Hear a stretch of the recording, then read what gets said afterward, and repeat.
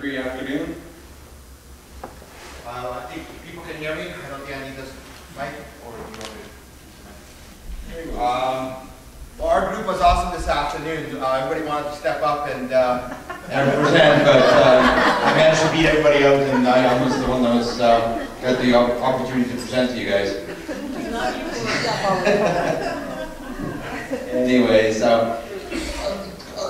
we had about 8 pages of flip charts, so we tried to decipher it down to about 3 or 4 key points, but main discussion was around efficiency.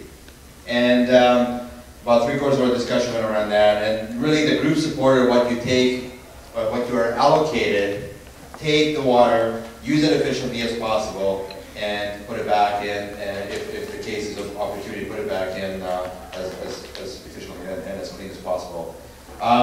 The other one is develop incentives. Efficiency means different for different purposes. We really need to develop, and I think people talk about pricing, etc., but we need to develop efficiencies for various user groups. We talked about upfront allocation process. Define how they are going, so really like really a water plan. When you're applying for a water license, develop a water plan. Some industry users are already having to do that. So maybe some of the other applicants and smaller applicants would have to do the same thing. Is there should be some sort of a standard for water plans.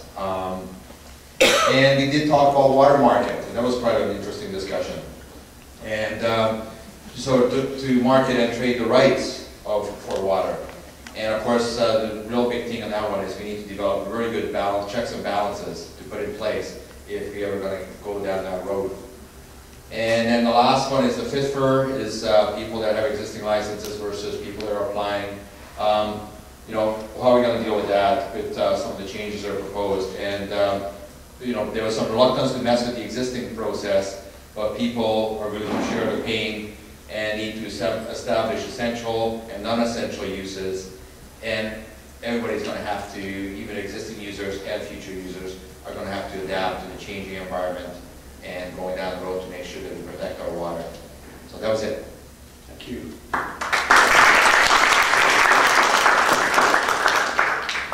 Goal number 4, regulate groundwater extraction and use in priority areas and for large withdrawals. Who is the morning presenter for that? Right behind you there, Ian? Thanks.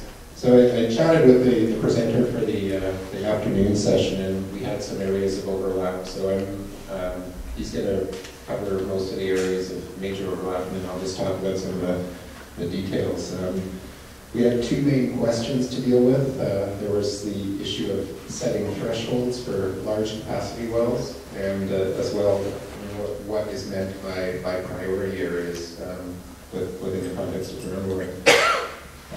For thresholds, there was one thing to consider. Generally there was a bit of hesitation in the group about whether the thresholds suggested were considered okay or not, and I think that relates to lack of information about availability. So can you go ahead and set thresholds without really knowing what the groundwater availability is within aquifers, and are you potentially getting yourself into trouble there? There were some comments in the group that the higher thresholds for large capacity wells were probably okay, but that should be combined with the lower thresholds in higher, high priority or sensitive areas of the province. One issue that came up too was to what extent do a large number of individual domestic wells constitute the same effect as a single large capacity well.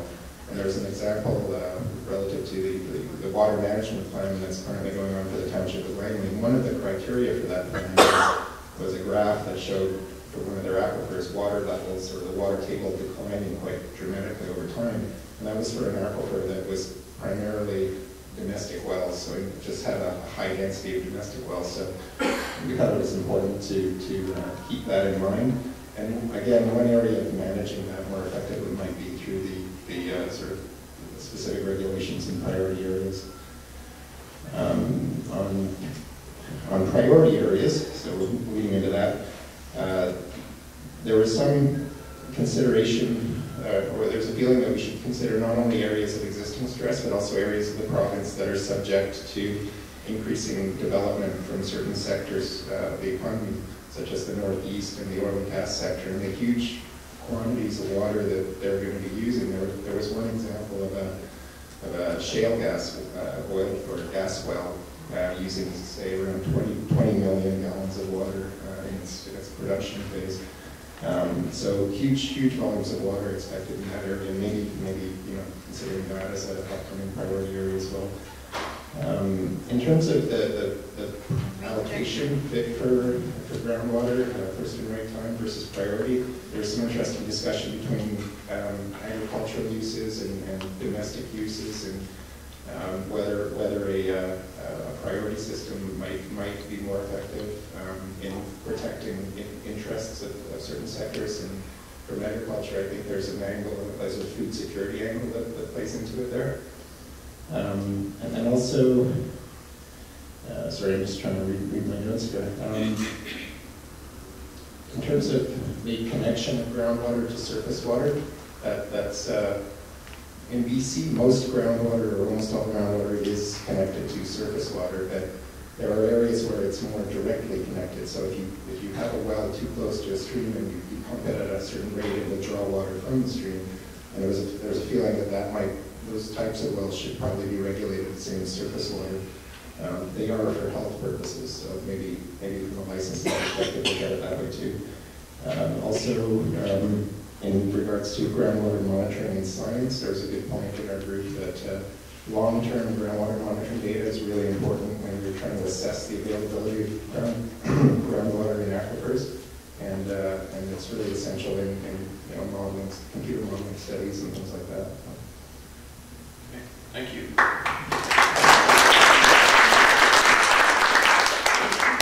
The PM session.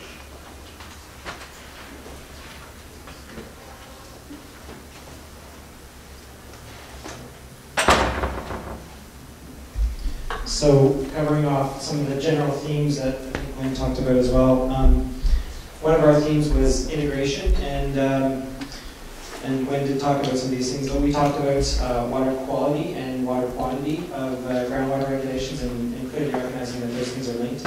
And some of the examples that we talked about related to that were in the oil and gas sector, where certainly for some activities there's large quantities of water that are needed. As well, there's an effect of release of pollutants into the water supplies, and if those, say, are re-injected into the groundwater system, that there's potential for contamination. And so there's a need to consider the integration of the water quality and quantity, and given that the focus of the regulation now is more around allocation and quantity, that might be a gap. Similarly, as others have mentioned, there's recognition of the integration of surface water and groundwater, and kind of land use and water uses that need to be considered under that theme. The second general theme was around knowledge, which others have talked about. We need to know what the groundwater resources are managed properly, and given that there's problems in terms of having accurate information, that is a challenge.